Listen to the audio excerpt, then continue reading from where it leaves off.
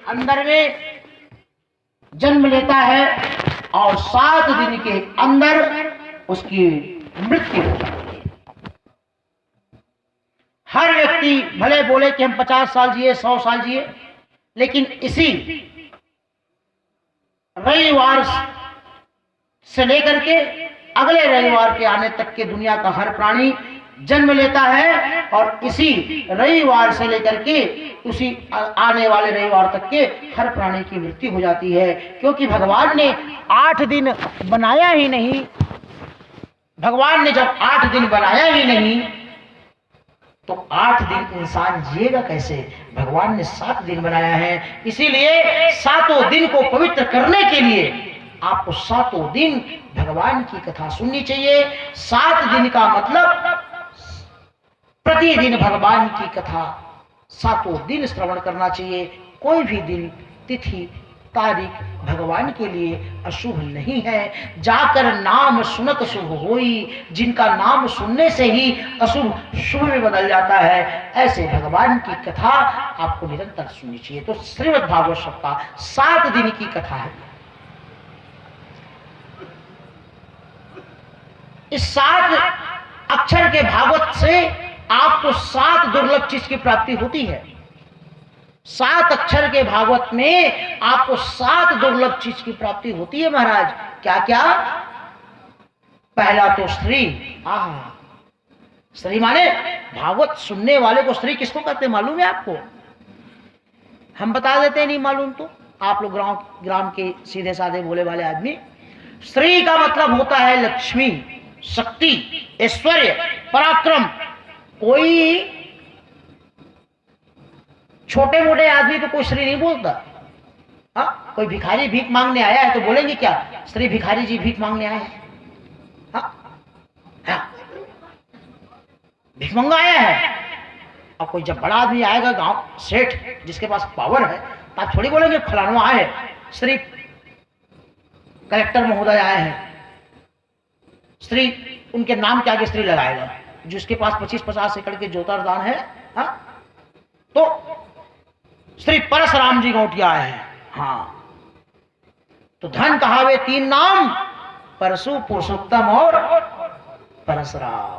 तो जो पावरफुल व्यक्ति होता है उसके नाम के आगे श्री लगाया जाता है। कोई ऐसे अरे गहरे नथु खैरे के नाम के आगे श्री लगाते ना, जी लगाते। सीधा उसका नाम अगर बेचारे का परशुराम भी रहेगा तो लोग उसको और छोटा करके अरे इधर अरे परशु। तो ये धन की इज्जत होती है। तो जो भागवत सुनता है सबसे पहले पढ़ लेना, श्री लिखा हुआ है, उसको धन और ऐश्वर्य की प्राप्ति होती है। जिनको जीवन में अपने दरिद्रता को दूर करना हो, अपने दरिद्रता को दूर करना हो, अपने जीवन में भागवत कथा का श्रवण करो और उसको हृदय में आत्मसात करो। अगर आपकी दरिद्रता अगर दूर नहीं हो जाएगी तो हमें भागवत भगवान को हम प्रणाम करके हमेशा के लिए त्याग देंगे। ये हम चैलेंज के साथ बोलते हैं। हमने हमारी स्वयं की दरिद्रता दूर हो गई, जिनके आ गए उस समय उनकी दरिद्रता दूर हो गई। देख रहे हैं आज टाटा, बिरला, अंबानी नाम सुने आप लोग, जिनका नमक खाते हैं आप लोग, टाटा का नमक, टाटा का चाय पत्ती। ये लोग अपने जब कंपनी फैक्ट्री बनाते हैं तो पहले भगवान का मंदिर बनाते हैं। सेंचुरी सीमेंट जाकर देखना, बिरला फैक्ट्री जाकर के देखना, अंबुजा सीमेंट जाकर के देखना, L&T सीमेंट जाकर के देखना। पहले भगवान का भव्य मंदिर बनता है, उसके बाद में फैक्ट्री का निर्माण होता है। ये लोग पूर्व जन्म के लाखों करोड़ों अरबों के दान दाता हैं। पंडितों को 25,000 तनख्वाह दे करके उनके लिए अलग से क्वार्टर की व्यवस्था करके उनको एक जैसे कर्मचारी को रखते हैं, उसी शान शौकत के साथ पुजारी को रखते हैं। आपके पास में अगर फैक्ट्री हो तो जाकर के देखना, वहां का जितने टाटा बिरला का फैक्ट्री है 100 फैक्ट्री होगा कम से कम उसका, टाटा बिरला का, और 100 मंदिर उसका है। 100 मंदिर अकेले बनाया है उसने, और ऐसा भव्य मंदिर कि एक मंदिर लाखों लाखों का है। तो कहने का मतलब यह है कि जो भागवत के भगवान के शरण में आते हैं उनकी दरिद्रता हमेशा के लिए समाप्त हो जाती है। इसीलिए श्री कहा जाता है। दूसरा मद।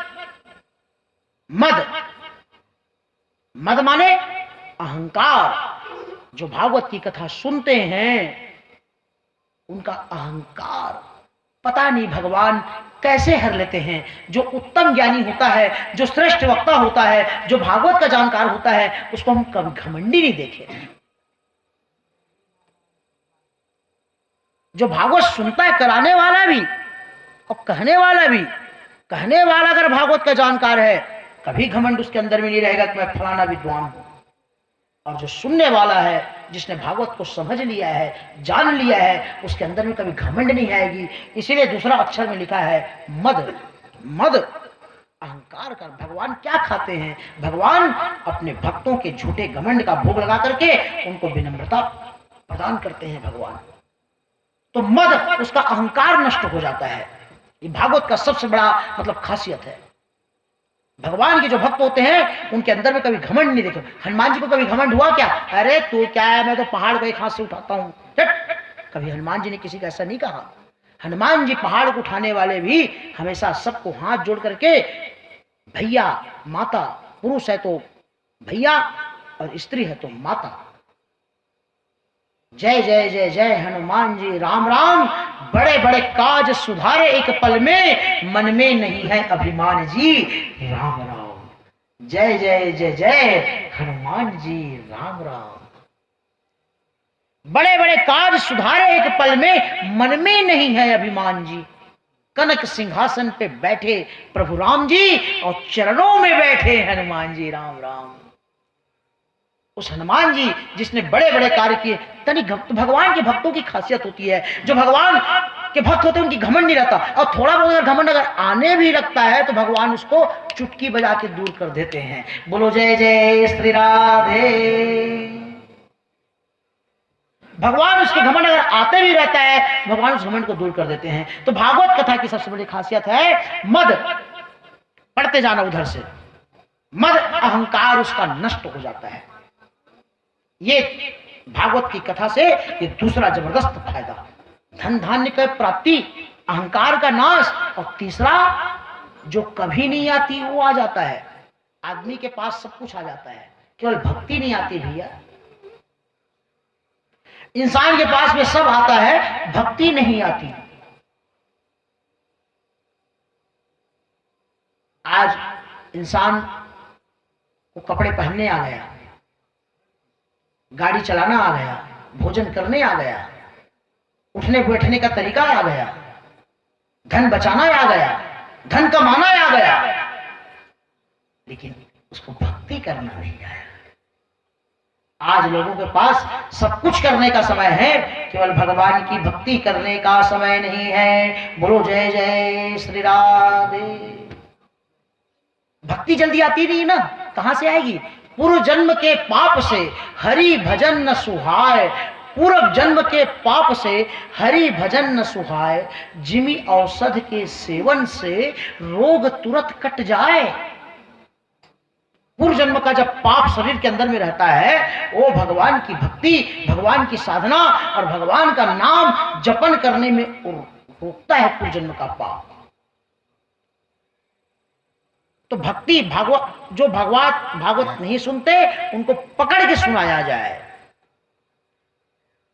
भागवत के सुनने से, भागवत भगवान के शरण में आने से दुर्लभ चीज जो भक्ति है, भक्ति के बिना आप परमात्मा को प्राप्त नहीं कर सकते। तो भागवत की कथा सुनने से हृदय के अंदर में भक्ति जागृत होती है।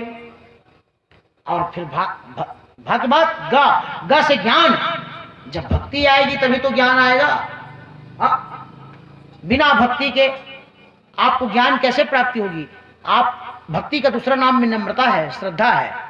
श्रद्धा के साथ, विनम्रता के साथ आप भगवान के दरबार में बैठेंगे तो आपके अंदर में ज्ञान प्राप्ति होगा। भ से भक्ति, गा से ज्ञान, और जब भक्ति और ज्ञान आ गया तो वह से वैराग्य, फिर वैराग्य की प्राप्ति हो जाती है। वैराग्य माने ये नहीं कि दाढ़ी मूंछ बढ़ा करके बद्रीनाथ चले गए, अरे ऐसा नहीं। वैराग्य का मतलब ये होता है कि आप घर में रहो चाहे बाहर रहो, हृदय से परमात्मा का हर क्षण स्मरण करना, उसी का नाम वैराग्य है। भाई हमने लाल पीला कपड़ा पहन लिया, दाढ़ी बढ़ा लिया, बड़े बड़े गुटरले माले पहन लिए, लेकिन हम भगवान का नाम एक आधी घंटा भी नहीं लेते तो हम कोई बैरागी नहीं है, हम भोगी हैं। योगी नहीं, हम भोगी हैं। लेकिन हम अगर जींस टी शर्ट पहन करके, पजामा कुर्ता पहन करके, शेरवानी पहन करके, सफारी पहन करके भी यदि हम अगर उड़ते फिर चलते फिरते यदि हम परमात्मा का चिंतन करते हैं तो भी हम सच्चा वैरागी हैं। तो वैराग्य का अर्थ कपड़े से नहीं, वैराग्य का अर्थ मन, आत्मा और परमात्मा से कनेक्शन का है। बोलो जय जय श्री राधे। बात समझ में आ रही ना? वैराग्य का कनेक्शन आत्मा और परमात्मा से है। आत्मा जितना देर परमात्मा को याद करता है उतना ही उसको वैराग्य की प्राप्ति होती है। संसार से कम प्रेम करना और संसार के बनाने वाले मालिक से ज्यादा प्रेम करना, उसी को वैराग्य कहा जाता है। तो वह से वैराग्य, और वैराग्य जब आ जाता है इंसान के अंदर में, जब वो जान जाता है कि संसार तो कोई काम का नहीं है, संसार तो क्षणिक है, नाशवान है, परिवर्तनशील है, संसरती इति संसारा, जो सरकते रहता है उसका नाम संसार है, खिसकते रहता है उसका नाम संसार है। देखो जब आए थे हम यहां तो बहुत धूप था और कुछ ही क्षण में अंधेरा छा गया। अभी अंधेरा है, क्या मालूम कल सूरज उगेगा कि नहीं उगेगा, कि आंधी तूफान चलेगी, कि मौसम साफ रहेगा। संसरती संसार बदलते रहता है, कब कल क्या हो जाए इसके बारे में कोई बता नहीं सकता। इसी का नाम संसार है। बोलो जय जय श्री राम। तो संसार नाशवान है और मालिक शाश्वत है। संसार नाशवान है और परमात्मा शाश्वत है, हमेशा है। तो नाशवान संसार से कम प्रेम करो और शाश्वत संसार के बनाने वाले ये बताओ भैया, एक आदमी मकान बनाया तो घर वालों को मकान से ज्यादा प्रेम करना चाहिए मकान के मालिक से? घर वाले को किससे प्रेम करना चाहिए? घर के बनाने वाले मालिक से प्रेम करे कि घर से ज्यादा प्रेम करे? मूर्ख लोग क्या करते हैं, घर से ही प्रेम करने लग जाते हैं। लेकिन हकीकत यही है कि जिस मालिक ने उस घर को बनाया है उस मालिक से प्रेम करो, जिसने उस वैसे 50 मकान बनाने की ताकत उसके अंदर में है। उसी प्रकार से इस परमात्मा ने संसार को बनाया है, तो संसार को प्रेम तो करो लेकिन संसार के बनाने वाले मालिक से ज्यादा प्रेम करो, क्योंकि मेरे ये जो परमात्मा बैठे हैं इसमें ऐसे ऐसे हजारों संसार को बनाना और बिगाड़ना, यही इस परमात्मा की शक्ति है।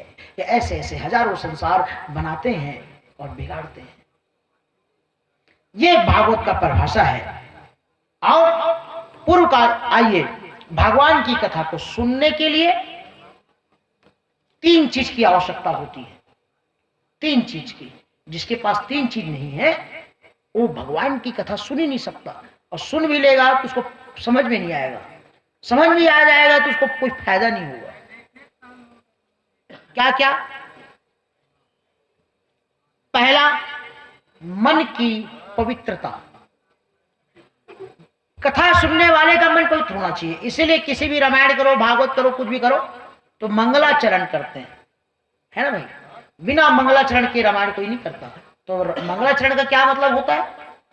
मंगलाचरण का मतलब होता है अपने आचरण को मंगल बनाओ। जिसका आचरण मंगल नहीं है वो चाहे 1,00,000 बार हनुमान चालीसा पढ़े, 100 बार गीता पढ़े, 1000 बार भागवत करे, आचरण ही उसका कुछ नहीं है।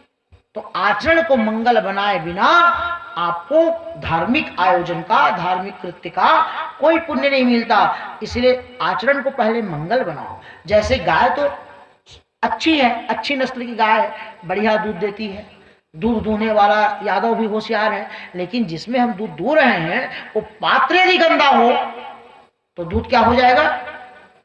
बोलो, दूध क्या हो जाएगा? अगर बर्तन गंदा हो तो दूध में फट जाएगा ना, कि नहीं फटेगा? गंदे बर्तन में दूध फट जाता है। दूध तो अमृत है, अमृत था, लेकिन गंदे बर्तन में आते ही दूध क्या हो गया? हाँ, उसी प्रकार से कहे महाराज, जब गंदे लोग जिनका आचरण जिनका अच्छा नहीं है, जिसने भागवत में आने के पहले अपने मन को शुद्ध नहीं किया, उसके ऊपर मेरे ठाकुर जी महाराज की, मेरे श्री भगवान